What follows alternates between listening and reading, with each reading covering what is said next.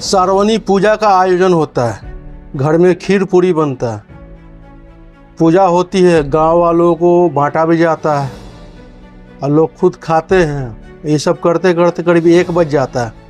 फिर लोग जो है सोने चले जाते हैं। सुबह 6 बज रहा होता है तब बगल की एक लेडीज आती है जगाने के लिए। दिखता है कि अभी तक कोई उठा नहीं है। वो आवाज़ देती है लेकिन कोई लोग नहीं उठता है। फिर वो खेत में चली जाती है अपना काम देखने के लिए। वहाँ से फिर आती है 7 बजे, फिर आवाज़ देती है तो कोई आवाज़ नहीं घर से आता है। वो नीचे देखती तो अंदर से खून बाहर आ रहा होता है।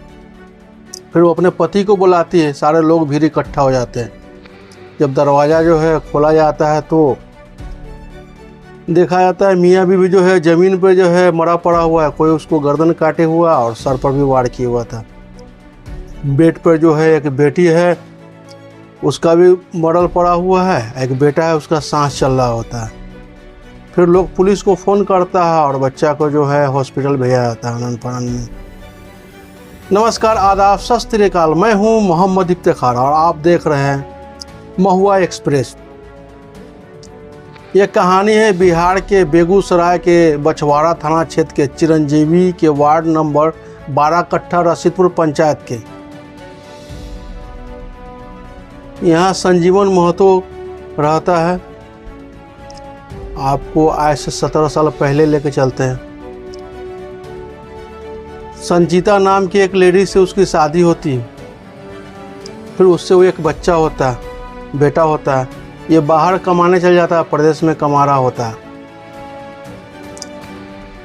फिर यहाँ क्या होता है कि उसकी बीवी जो है उसको किसी से चक्कर हो जाता है और वो भाग जाती है। वो बेटा को छोड़ के भाग जाती है। फिर जो है उसको मालूम चलता है संजीवन महतो को, तो वो गांव में आ जाता है।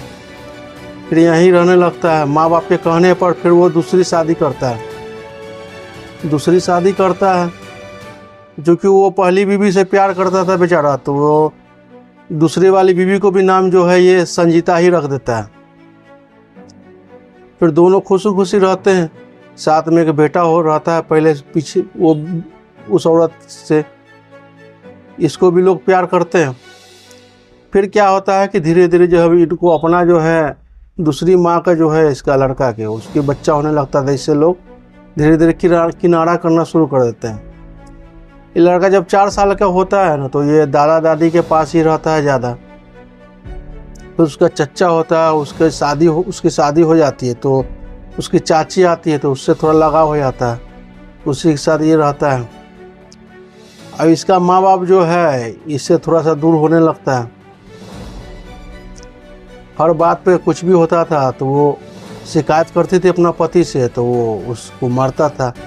इसलिए जो है माँ पिताजी से इसको नहीं बनता था। ये दादा दादी के साथ ही में रहता था लड़का।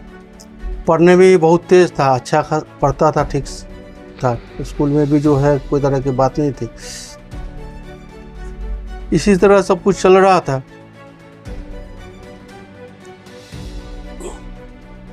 और ये जो है चाची के पास ही रहता था। एक दिन जो है घर में जो है संजीवन महतो जो है 10 अगस्त 2024 के दिन जो है सार्वजनिक पूजा का आयोजन करता है। पूजा होता है, खीर पूरी बनता है। उसके बाद जो है गांव में भी बांटता है। गांव में बांटते हैं ये लोग, खुद भी खाते हैं सब लोग मिलकर, और खा के ये लोग सो जाते हैं।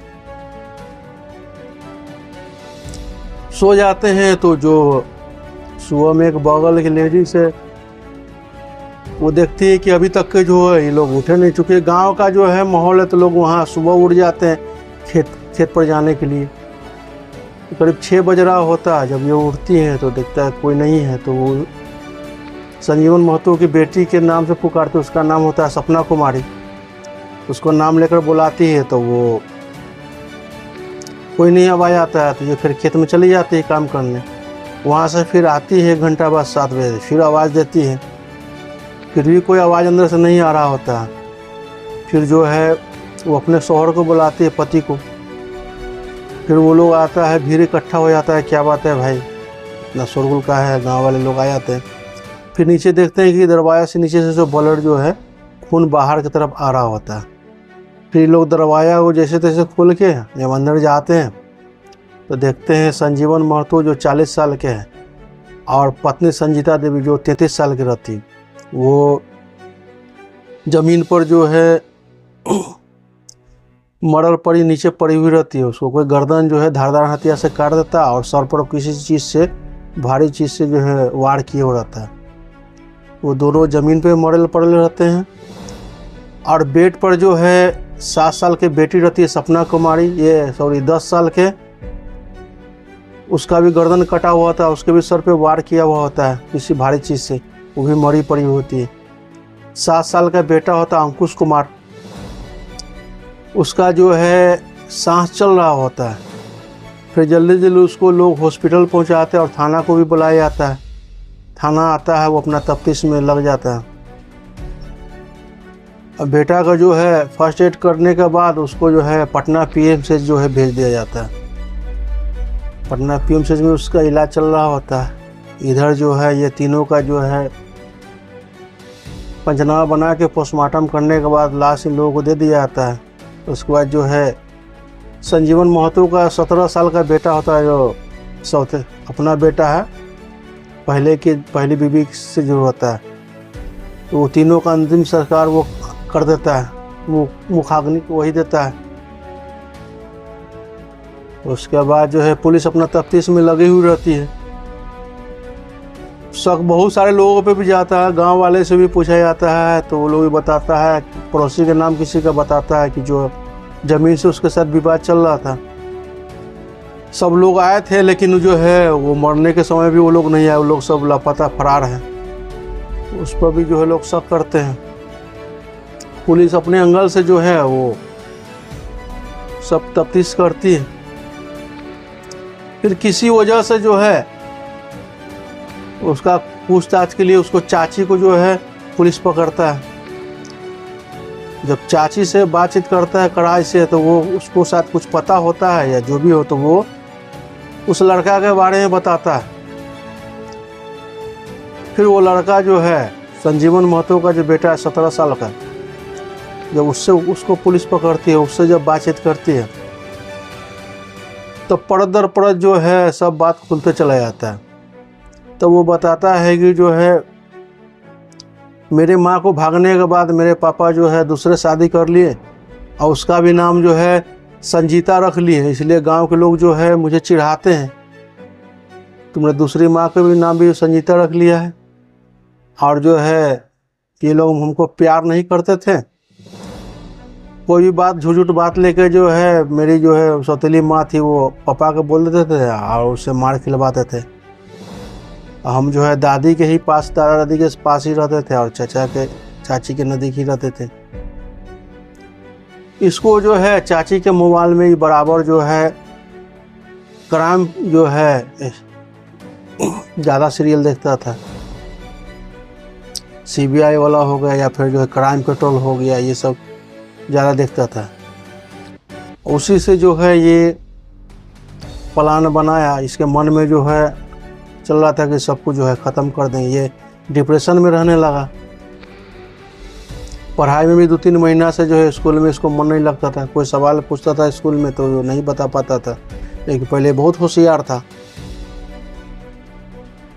अब जो है अब पुलिस को ये बताता, जब पुलिस कराची से पूछती है तो सारा बात बताता है। पूजा के दिन भी जो है ये जब प्रसाद मांगा था तो इसको जो है डांट के बेलगा दी थी ये सौतेली माँ। और 2-3 दिन पहले भी किसी बात को लेकर जो है इसके पिताजी इसको मारा था।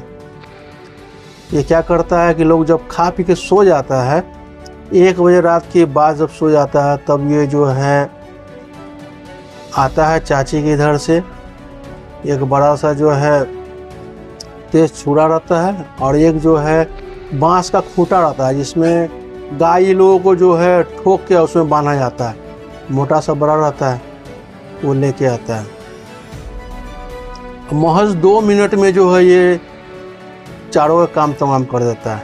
सर पे वार करता है और उसके बाद जो है चाकू से जो है वो गर्दन कर देता है। इसी तरह जो है सबको कर देता है और काट के इसके शरीर पर भी खून लग जाता है। और वो बांस को और जो है छुड़ा के जो ये ले जाके नहर के पास जो है गड्ढा कूद के उसमें छुपा देता है, और ये घर में आके अपना इसके कपड़ा में खून लग जाता है तो ये नहा हुआ के कपड़ा साफ उठ करके सो जाता है तो सुबह में जो है सबको पता चलता है इसी से बात है, तो ये भी उतना आता है।